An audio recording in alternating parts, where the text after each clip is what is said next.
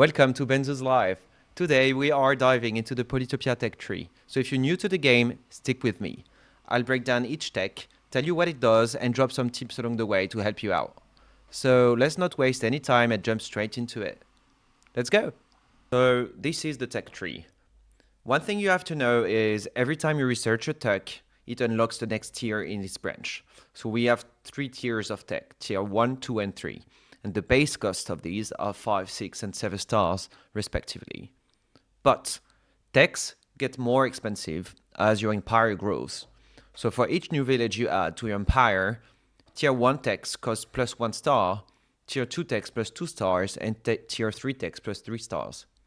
First, let's start with hunting. Very basic tech economy. This is the Bar the Tribe starting tech. So animals, they cost 2 stars and contribute 1 point to the city growth bar. With hunting, you basically unlock forestry as well. Forestry allows you to build lumber huts. They cost 3 stars and bring 1 city growth point every time you build one. And you also have the ability to cut trees. That can be super useful. Sometimes if you need 1 or 2 stars, you can cut trees and each tree is going to give you 1 star. And then you have mathematics. I'm sure you know about it because lots of new players love catapults, actually. Catapults are amazing units, mostly used for me for defense purposes, while it can be also used to siege, but in more rare occasions in my mind. Beginners use it a lot, I think too much. Then there are sawmills as well. So it's basically they cost 5 stars and they provide 1 city growth point for each adjacent lumber hut. So let's say you have 4 lumber huts, you put your sawmill in the middle, and that's going to give you 4 city growth points. Then in the next kind of branch after hunting, you have archery. Archery is a way for you to build archers that cost 3 stars. They're pretty interesting because they can, they have some range when they hit, and so they can be pretty useful in combats. But also what I really like with archery, actually, even more than archers, is the defense bonus you can get in forest. So whenever you have a warrior or whatever unit sitting on a forest, they get like, I think it multiplied by 1.5 their base defense. It's actually a great tip. When you have an opponent that has a lot of riders, actually building archery or developing archery can be very useful because they will need 3 riders to get rid of 1 warrior. And their riders will be like, will take a lot of damages when fighting a warrior on a forest. So pretty interesting here. And then you have spiritualism. For me, it's really something that you nearly never use in might games. So basically, you have the growing forest ability that you take like an empty tile and you can actually grow forest on it. It could be very useful if you play glory games to max your score or the weekly challenge as well. And you can also build forest temples. One thing that I'd like to say is, aside from all of that, in some games, you can grow forest to actually slow down enemies and stop riders and knights from advancing in your perimeter, right? Because forest tiles, they stop the movements. And so that can be something that is very, very strategic to play. Then we have organization. So organization is very similar to hunting. It's the Imperious tribe starting tech. Like animals, fruit costs 2 stars and contribute 1 point to the city growth bar. Then we have farming. So when you have organization, unlocks farming that you can grow, that you can develop as well. It's a tier 2 economy tech. So it's the Zabazi tribe starting tech. So farms costs 5 stars and bring 2 city growth points. And then we have constructions. It's basically the equivalent of mathematics in the sense that windmills are equivalent to sawmills. So they cost 5 stars and they provide 1 city growth point for each adjacent farm. You can also burn forests. Here again, for me, it's very, very rare. I never use it. That's why basically people use construction less than mathematics, because mathematics, you have a very interesting unit to use, which could be catapult, while constructions, you have the ability to burn forest. Actually, it could be interesting in some cases to burn forest to remove potential forest bonus from enemy troops. So if they are, let's say, invading you and you have a lot of forest in your empire, you might want to start burning them to actually make sure that they never benefit from a defense bonus on it. Then the organization tech allows you to unlock the strategy one. Here you can train defenders. They are amazing for lots of reasons. They can be great to defend, of course, the city, but mostly to put on boats. If you want to go on the sea, it's great to have a boat that has 15 HP instead of 10. So really, really useful when you're on water, but also very useful to siege, because once you have a defender in an enemy city, it's really, really harder. It's way harder basically to kill it once in a city. So lastly, we have diplomacy. It gives you vision of enemy capitals and lets you build embassies to earn extra stars, though I very rarely use it in might games. But the real reason to go for diplomacy are cloaks. Cloaks cost 8 stars, and if used well, they are game changers in the late game. Cloaks can sneak into enemy territory, invade cities, steal stars, and instantly spawn warriors around the city, one for each star stolen. They are super powerful units, but also very fragile. While invisible, they can still be revealed if an enemy accidentally bumps into them, and once spotted, they are easy to kill. So use them wisely. Alright, so climbing is great for map control. Units on mountain, they can see 2 tiles away, and they get a defense bonus, a bit like a unit on the forest if you have archery. Then once you've developed climbing, you can develop mining. That's an economy tier 2 tech, so it's really, really similar to farms. So like farms, mining costs 5 stars, and they bring 2 city growth points. And then you have smeathery that enables 2 things. One is to create forges. Again, very, very similar to windmills or sawmills. Basically, they cost 5 stars and they bring +2 city growth points for each adjacent mines. And it's also a way for you to unlock swordsmen, which cost 5 stars, and they are very, very strong units, both for attack and defense. All right, and then, so climbing, you can unlock meditation. This is, again, only used in Gory. I never use it, or the only reason why I would use it is to actually unlock the next tech, which is a philosophy. So philosophy, you can first train mindbenders. I'm not gonna explain it because it's really something I never use. I don't think I've ever used it once in a game. It also allows you to actually complete the genius task, meaning if you discover all techs, you get the Tower of Wisdom monument. Again, it never happens in might games. And finally, I think this is the most important topic, literacy.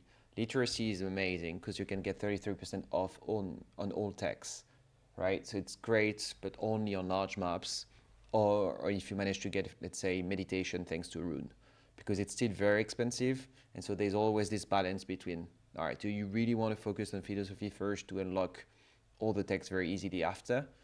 But if you do that, you actually lose on the economy and on the, combat ground as well. Riding. This is the starting tech of the Umaji tribe. So what's great for riders is they move 2 tiles per turn, unlike warriors who only move 1, right? So it's really, really great when you have them early to explore, and also for quick strikes, right? You can just go, strike, get back, because after attacking, they can move again. So that's really, really powerful.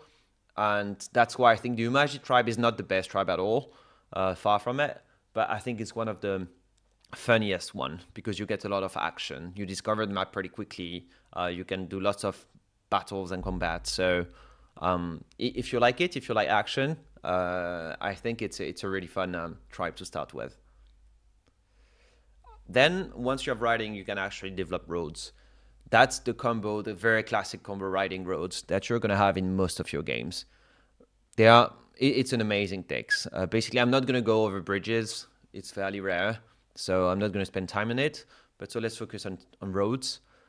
For me, it's a go-to tech, again, in many games.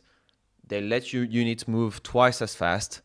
And when you create roads, basically, you connect tiles together and you can expand way faster, do some surprise attacks from super far, and also some quick tactical retreats. So you're going to see it's really going to be one of your key strategic moves to develop roads. It costs a bit of money, of course, a bit of stars, but it's going to be worth it. So I'll make a specific video, I think, pretty soon about how to best use roads, because I see many players who actually misuse them, and we really understand how they work, because there are a few things to know here. And after rows, you have trades. Here again, I really rarely use these texts. Trade allows you to build markets. Again, pretty rare. It's a way to substantially boost your economy, because when you build a market next to a sawmill, windmill, or forge, it's going to generate stars each turn that are equal to the level of that specific structure, right? So to your sawmill, windmill, or forge around, and it's up to 8 stars per turn. Free spirit. So free spirit, basically you can again build temples for glory, but also you have the disband ability. Yeah, I think it's one of the interesting one that can be used in 2 different scenarios. One is, let's say you need 1 more star or 2 more stars to actually develop a given tech. Well, good thing is you could disband a unit to actually collect more 1 or 2 stars and use them for the tech you are looking for. And the other scenario is when you have a city that is already maxed out in terms of population space, so you can't produce any new unit on it. You can actually disband a unit from this city, and that's going to free some space for you to create a new unit that could be stronger or a different one, that you're looking to build and train. And then you have chivalry. Chivalry, again, most of you know the knights. It's one of the most powerful units in the game. So they can travel super far, particularly. It's like 3, I think it's 3 tires normally, but they can, with roads, I think they can go up to 7 tires, right? So it's an amazing unit that can travel super far, and they have this persist attribute, which means whenever they attack and kill an enemy, they can keep attacking, right? So you can do some sort of chain combat where you kill in one go 10 archers, 3 warriors. It's actually pretty crazy. So, and I'm sure it gives you this same feeling of power when you unleash your knights on your enemy. And you can also destroy. So with chivalry, you can also destroy a monument you built. I never use it again in my games. It can be useful in glory mode. For weekly challenges. All right, and I saved this last branch for last, and here's why. Basically, if you're a new player, I recommend starting on arid maps with little to no water. It helps you really focus on mastering land-based unit and strategies first. Once you're comfortable with it, you try lake, or you go even full water world to practice naval play. Yeah, personally, I find that continents and lakes are the most interesting maps to play, because they force you to really adapt your strategy to the terrain. But first, again, to practice, maybe you want to start with easier maps. But hey, to get back to it, on any map where there's water, you need to remember one thing. You need to fight for it 90% of the cases. If you control this, bit of pond or bit of water, you basically win the game. So let's get back to the fishing tech. Fishing techs, it works very much like hunting and organization, right? Fish tiles, they cost you can fish. So they cost 2 stars and they give 1 city growth. Once you have done fishing, very often you're going to develop sailing. It generates great unit to start with, to explore, because these boats, they can see 2 tires away. So they cost 5 stars and they can navigate in deep sea. So it's really great when you're actually putting a unit in the water to start expanding, exploring very quickly to develop sailing. And once you have that, then you can unlock this, one of the best units of the game, again on water, which are bombers. It's one of the most powerful units. They have this splash ability, meaning when they attack, they'll deal damage not only to the main target, but also to adjacent units. Yet they are very fragile on their own, because they can either move or attack each turn, not both. So you need always to back them up with your naval fleet for protection. And don't forget about starfish. So whenever you sail a boat onto one of them, on the next turn, you can collect it for 8 stars, which is great for, fueling your economy or key techs. And then finally, you have ramming to build rammers. So they are very strong units, hard to kill. They're way more resistant than the boats you can see, than the sailor boats. Very useful underwater for specific combat formation. Aquatism is very useful when there's a major battle to control a pond or a body of water. It basically grants a defense bonus on water tiles. So for all your boats. So again, really, really key. When you have a defender in a boat with aquatism, it's way harder to kill, and you are actually going to win your water combat when developing aquatism. It also unlocks water temples for the glory mode, but again, never use it. You understood that. All right, so this is the whole tech tree. I hope you managed to learn a little bit from it. And as promised at the beginning of this video, this is my technology tier list, ranked from the most essential to the most niche and exotic techs. Let me know your thoughts in the comments. Do you agree? Or do you have a different take? Anyway, this is the end of this video. Thanks again, guys, for watching. If this video helped you as a new Polytopia player, please leave a like and subscribe. I'll be dropping more beginner-friendly guides very soon. Thanks so much, and see you around. Benzouz out.